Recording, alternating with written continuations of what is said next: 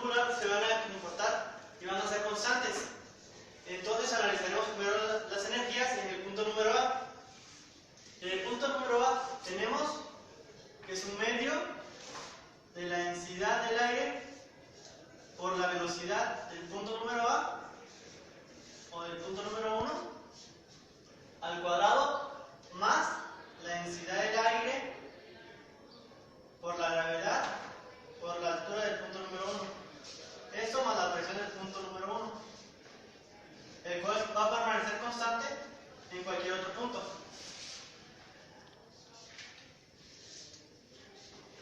Ahora vamos a hacer el análisis del punto número B o punto número 2, para el cual va a ser un medio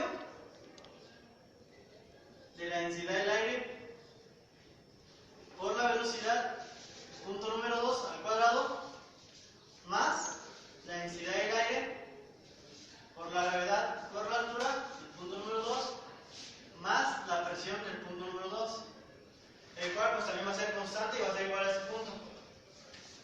Ahora igualando estas dos ecuaciones nos va a quedar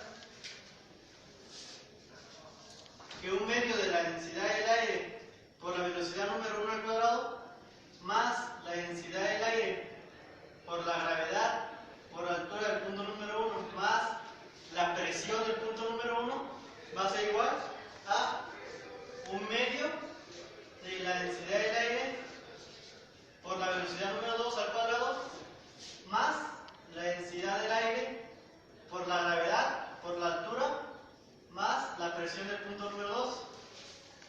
Para este caso se va a considerar despreciable las alturas y entonces nos queda que esto va a tender a 0 al igual que esta. Ahora, en este punto número A hay una velocidad de la corriente de aire, en el punto número B el aire está en reposo, por lo tanto en la ecuación de la velocidad del punto número 2 esta va a ser 0, por lo que va a ser toda esta parte a 0 y pues esta sí va a tener un valor, resultándonos un medio de la densidad del aire por la velocidad número 1 al cuadrado más la presión número 1 es igual a la presión número 2.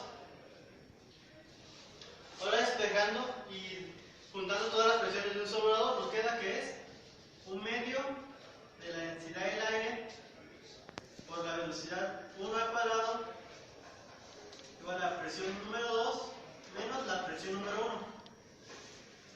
Ahora, tenemos que la densidad del aire es un valor positivo y la velocidad está elevada al cuadrado, por lo tanto, si se sopla para abajo o se succiona, ya sea negativo o positivo, al elevarlo al cuadrado, el resultado va a ser positivo. Por lo tanto, ese resultado va a ser siempre positivo.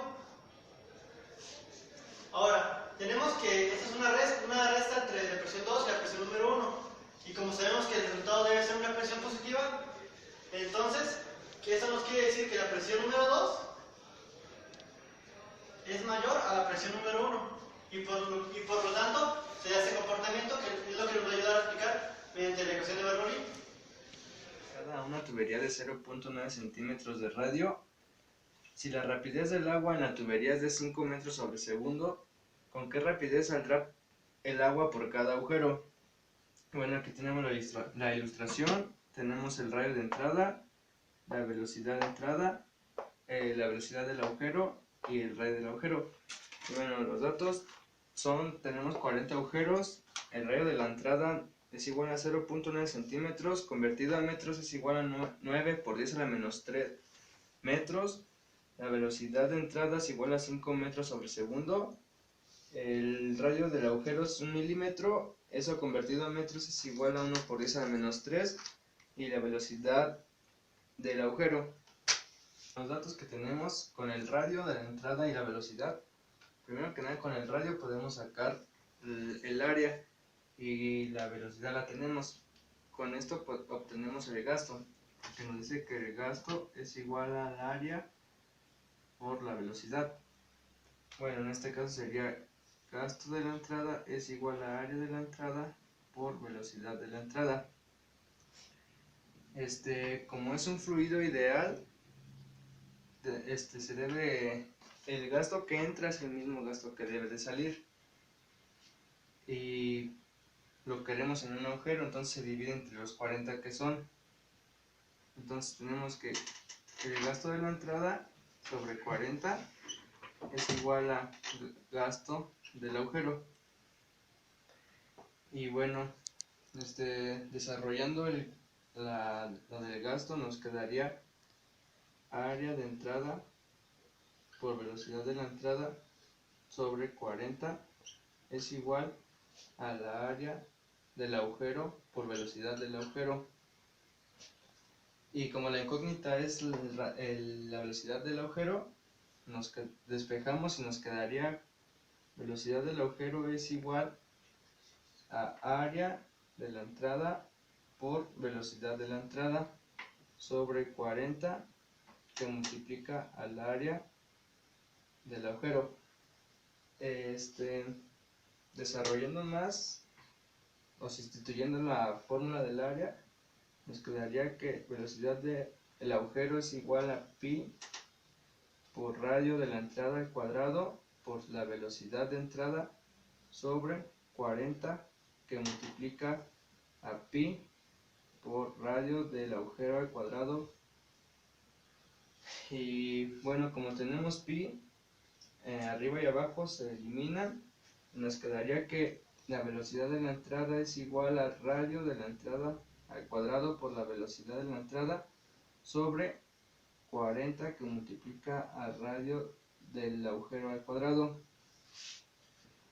Ya sustituyendo con los valores que tenemos, nos quedaría que velocidad del agujero es igual a 9 por 10 a la menos 3 metros cuadrados por 5 metros sobre segundo, que es la velocidad de entrada, sobre 40 que multiplica a 1 por 10 a la menos 3 metros al cuadrado.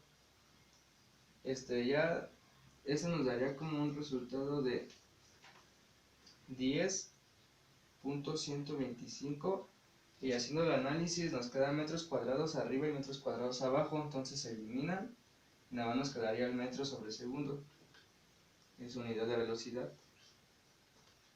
En nuestro caso número 1 hablamos sobre la conservación de la energía, que nos enseña la ecuación de Bernoulli, donde dice que a pesar de la variación de los parámetros presentes, ya sea altura, velocidad, área o presión, de un punto A a un punto B, la sumatoria de todas sus energías, ya sea potencial, cinética o de presión, van a ser siempre una constante. 2. Concluimos que teniendo un fluido ideal, el gasto de entrada es igual al gasto de salida. Todo esto va en función a la velocidad del fluido y el área del conducto.